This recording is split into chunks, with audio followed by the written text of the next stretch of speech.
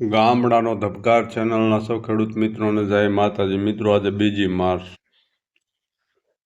Fish એટલે કે federation of Indian spice stack holders એટલે કે જે મસાલા બોર્ડ છે તેનું મિટિંગ હતી, વાર્ષિક મિટિંગ. જેના અંદાજો આવ્યા છે, એના મુખ્ય પોઈન્ટો આપણે જોઈશું. ગઈકાલે અમદાવાદમાં એની મિટિંગ હતી. તેની જે ઉત્પાદનના અંદાજા આપ્યા છે એમાં જીરુમાં ઉત્પાદનમાં ઘટાડો થશે. વરિયાળી, મેથી અને ધાણા વિશે જાણીએ. હજી વધારે આપણે મેન પોઈન્ટ જ લઈશું મિત્રો. વિડીયો વધારે લાંબો ન થાય. જેમ આપણને વધારે એના ઇનપુટો મળશે ત્યારે વધારે વિડીયો આપશું. અત્યારે જોઈએ તો અમદાવાદમાં યોજાયેલી federation of Indian spice stack holders એટલે કે ફિન્સની વાર્ષિક મિટિંગમાં દેશના 4 મુખ્ય મસાલા પાકના ઉત્પાદનના આંકડા રજૂ કરવામાં આવ્યા છે. સર્વે મુજબ ચારેય મસાલાના ઉત્પાદનમાં ઘટાડો થવાની શક્યતા છે. સંપૂર્ણ વિગત નીચે મુજબ છે. જીરું ઉત્પાદન 5% ઘટશે. કુલ ઉત્પાદન 2026ની સિઝનમાં 5% ઘટી 93.30 લાખ ગુણી 55 કિલો થવાની અંદાજ છે, જે ગયા વર્ષે 97.84 લાખ ગુણી હતું. વાવેતર દેશમાં વાવેતર 5% ઘટ્યું છે. ગુજરાતમાં 18% અને રાજસ્થાનમાં 4%નો ઘટાડો થયો છે. ઉતારા પ્રતિ હેક્ટર 450 થી 460 કિલો આસપાસ જળવાયેલા રહ્યા.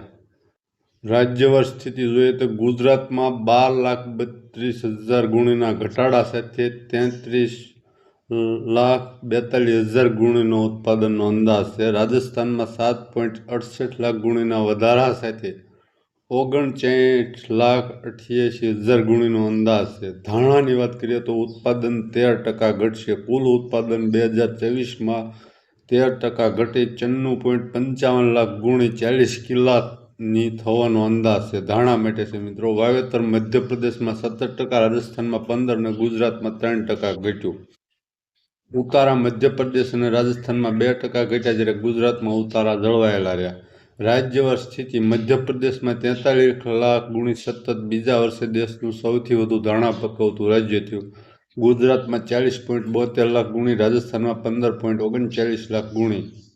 વરિયાળીના ઉત્પાદનમાં 4% ઘટશે. કુલ ઉત્પાદન 4% ઘટી 17.68 લાખ ગુણી 55 કિલ્લાની થવાનો અંદાજ છે.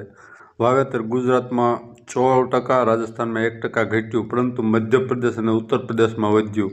ઉતારા ગુજરાતમાં જળવાઈ રહ્યા. મધ્યપ્રદેશ, યુપીમાં 20% અને રાજસ્થાનમાં 3% વધ્યા. રાજ્યવાર સ્થિતિ ગત સિઝન સુધી ગુજરાત સૌથી વધુ ઉત્પાદન કરતું હતું, પરંતુ આ ચાલુ સિઝનમાં રાજસ્થાન 8.25 લાખ ગુણી સાથે સૌથી મોટું ઉત્પાદક બને તેવો અંદાજ છે. ગુજરાતમાં ઉત્પાદન 7.89 લાખ ગુણી અને મધ્યપ્રદેશ, યુપીનું 1.83 લાખ ગુણી રહેવાનો અંદાજ છે.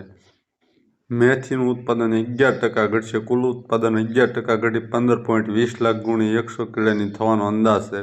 વાવેતર વિસ્તાર 12% ઘટી 1.44 લાખ હેક્ટર થયું હતું. રાજસ્થાનમાં 12%, મધ્યપ્રદેશમાં 14% અને ગુજરાતમાં 6% વાવેતર ઘટ્યું હતું. મિત્રો, જીરામાં જે ઉત્પાદન ઘટ્યું છે, આજે જ વાયદામાં અને ભાવમાં ફેરફાર થશે.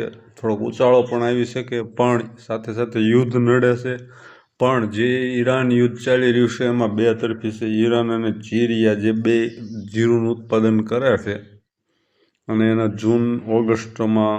જુલાઈથી ઓગસ્ટમાં એનો પાક આવતો હોય છે. ત્યારે વાવેતરનો સમય આવશે નજીક. પણ મિત્રો, આ યુદ્ધ વિશે જે કંઈ સ્થિતિ બની છે એમાં તેના વાવેતર ઘટશે, એટલે ઓલ ઓવર થોડુંક સારું રહેશે. તમારે સમજી વિચારીને આનો વહીવટ કરવો. ચેનલને સબસ્ક્રાઈબ કરી, વિડીયોને લાઈક કરજો અને શેર કરજો. જય માતા.